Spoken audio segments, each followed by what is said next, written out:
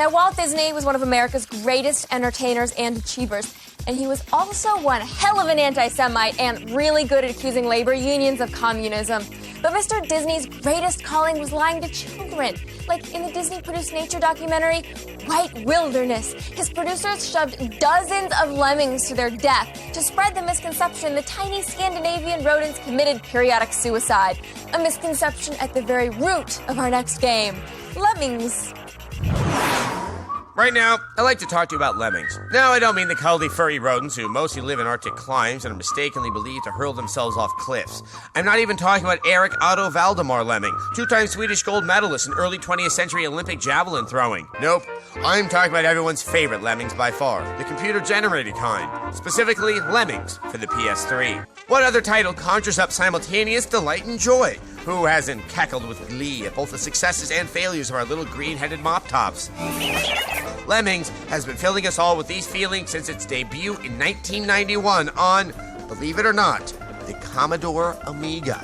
This version doesn't mess with the recipe for success. It has the same old lemmings marching happily to their demise or rescue. They have the same jobs you can assign to them: builder, blocker, bomber, basher, climber, digger, glider, and miner. They're like the 7 dwarves, only they're not dwarves, and there are 8 of them. It's just as fun as ever to make the lemmings dance for you, and while it's always been fun to clear a level, it's just as satisfying to let your mindless wards die horrific deaths. There are a couple of welcome new features, including teleporters and cloning machines, because what this game, nay, every game needs, is more lemmings. Sure, it's basically a port from the earlier PSP version, but the best feature of Lemmings on the PS3 is that the game can be played on a glorious HD TV. Did you hear me? High definition Lemmings. Not only are the little buggers cuter than ever, you can easily point the exact suicidal varmints you need.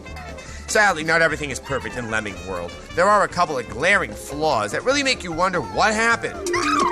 For one, players can't create their own levels and distribute them to other gamers.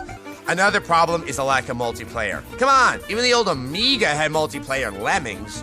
On the other hand, there are 40 levels ranging in difficulty from so easy your grandma gets it to explode your cerebellum hard. And best of all, the game is cheap and easy to download from Sony. Sure, we've seen these Lemmings before, but they're just as engaging as ever, and they've never looked so good. Despite a couple of oversights, the game is easy to dig into and hard to climb back out of.